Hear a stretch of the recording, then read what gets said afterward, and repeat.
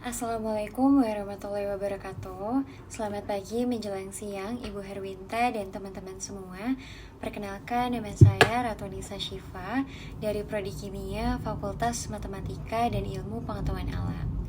Pada kesempatan ini, izinkan saya untuk mengkaji analisis terkait dengan topik The Acquisitions of Language, yaitu perolehan bahasa pada anak dalam fenomena #BabyPronounceWords. Perolehan bahasa merupakan proses penting dalam perkembangan anak yang melibatkan interaksi sosial serta stimulasi dari lingkungan sekitar. Seiring dengan kemajuan teknologi dan maraknya penggunaan media sosial, pola interaksi dan cara anak-anak belajar bahasa pun akan mengalami perubahan yang cukup signifikan. Anak-anak saat ini tidak hanya belajar melalui komunikasi secara langsung dengan orang tua atau lingkungan fisik, tetapi juga banyak terpapar dengan konten digital seperti video edukasi dan juga media sosial. Fenomena ini membuka peluang baru untuk kita memahami bagaimana media digital turut berperan aktif dalam mempercepat dan mempengaruhi proses perolehan bahasa pada anak-anak. Selanjutnya, adapun tujuan kita melakukan pembahasan terhadap studi kasus ini ialah untuk menganalisis proses perolehan bahasa pada anak melalui interaksi dengan konten digital, terutama video edukasi di media sosial seperti Instagram dan TikTok. Yang kedua ialah memahami peran media sosial sebagai sarana dokumentasi dan juga dukungan dalam proses perolehan bahasa anak. Dan yang ketiga ialah mengkaji kesesuaian fenomena perolehan bahasa melalui media digital dengan teori interaksi sosial dalam linguistik perkembangan. Adapun teori dasar yang perlu kita pahami sebelum menganalisis studi kasus ialah terdapat 3 hal, 3 konsep utama yang menjadi fondasi dalam proses perolehan bahasa ini. Nah, pada gambar di sebelah kiri ini, itu mewakili model interaksi antara input eksternal dan juga mekanisme internal dalam otak anak. Kalau di gambar ini, di sebelah kiri itu terdapat bagian input atau eksternal yang menunjukkan terdapat sinyal dari lingkungan anak berupa ujaran atau gerakan dalam suatu atau lebih bahasa. Sinyal ini nantinya akan masuk ke dalam otak anak yang memiliki perangkat bawaan yang kita sebut LAD atau Language Acquisition Device yang digunakan untuk membuat strategi tertentu dan juga mengolah input tertentu menjadi suatu output, yaitu kemampuan berbahasa dalam bentuk grammar atau tata bahasa dan juga kosakata atau leksikon yang dipahami oleh anak.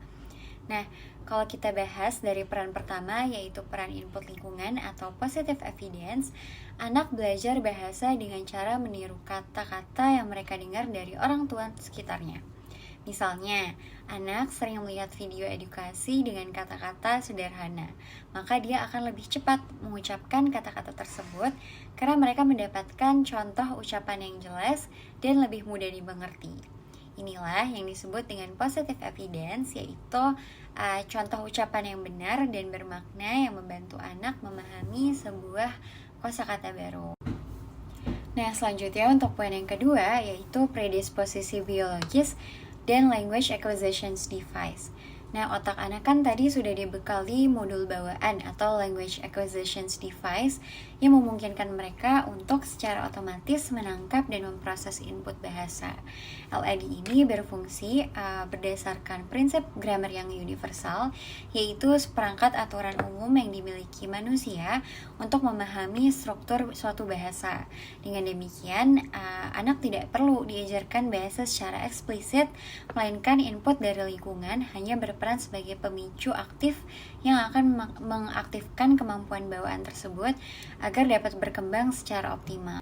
Yang terakhir ialah tahapan perkembangan bahasa atau developmental stage, di mana perolehan bahasa oleh anak akan berkembang dan terstruktur mulai dari ritme dan gumaman ketika ia bayi hingga kalimat yang cukup terstruktur setelah usia 2 tahun, seperti yang ditunjukkan pada grafik. Nah, berikutnya kita akan melihat beberapa contoh studi kasus dari video yang akan dianalisis.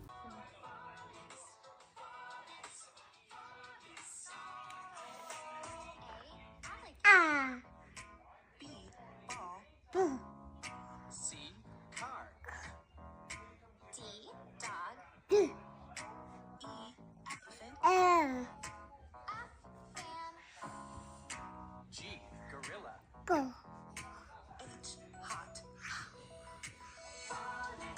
Mm.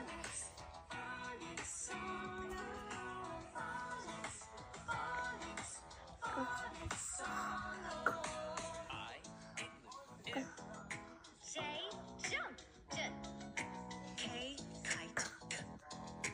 L, Lollipop. M, Muffin. N, nose. Oh, octopus. Nah, berdasarkan dari video study case yang pertama tadi, anak-anak belajar bahasa tidak hanya dari orang yang ada di sekitar mereka, namun juga dari video edukasi, seperti contohnya video Miss Rachel, yang juga pernah di-mention ketika kita di kelas, memberikan contoh suara huruf atau phonics dan kata-kata baru dengan cara yang menarik dan juga jelas. Anak-anak akan memiliki kemampuan bahasa yang tadi di-mention, yaitu LAD, Language Acquisition Device, yang akan membantu mereka mengenali pola suara dan kata-kata yang mereka input atau mereka dengar. Namun kemampuan ini tidak akan berkembang dengan baik tanpa adanya input yang tepat atau positive evidence. Contoh ujaran yang benar dan jelas seperti yang dilakukan oleh Miss Rachel. Ini akan menyediakan input tersebut secara interaktif dan juga kontekstual, sehingga anak yang lebih mudah meniru dan memahami bunyi huruf serta kata-kata baru. Namun, meskipun video digital tadi merupakan bentuk interaksi secara digital, video edukasi ini juga mendorong anak untuk ikut bernyanyi atau mengulangi suara dan memberikan stimulasi yang mirip dengan interaksi secara langsung. Hal ini akan sesuai dengan konsep yaitu social interactionist yang menyatakan bahwa anak belajar bahasa melalui komunikasi dua arah yang bermakna maupun dalam bentuk virtual sekalipun. Baca. Piti. Bye. Bye. Mama. Mama. Papa. Dog. Dog. Dog. Cat. Cat. Cat. Cat. Juice. Juice. Juice. Mana? Mana? Mana? Apple. Ayah. Ayah. Oke. Oke. Tutu. Tutu.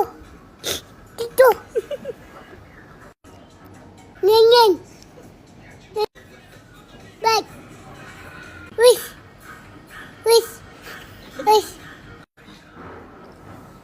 Kan. Mang.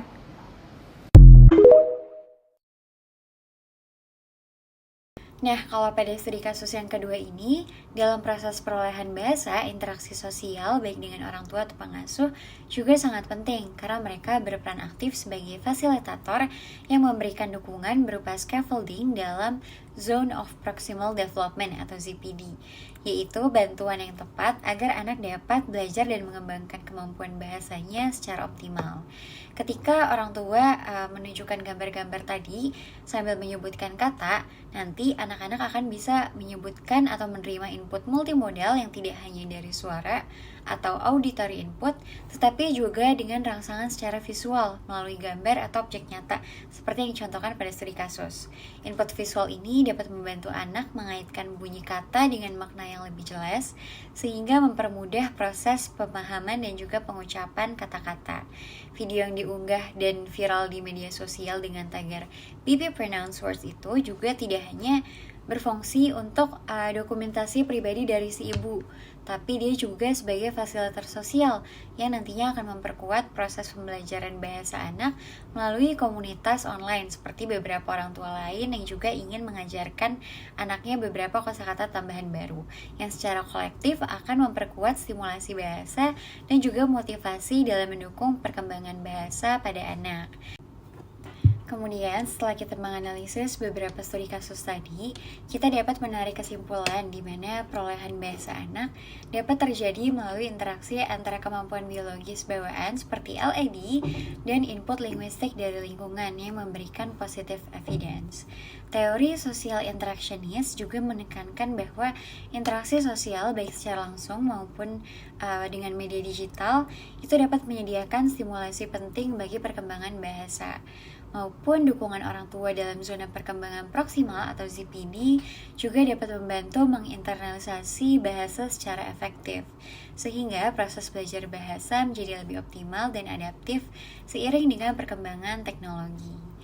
Sekian hasil pembahasan dari beberapa analisis yang kita lakukan terhadap studi kasus. Semoga dapat bermanfaat. Kurang lebihnya mohon maaf. Wassalamualaikum warahmatullahi wabarakatuh.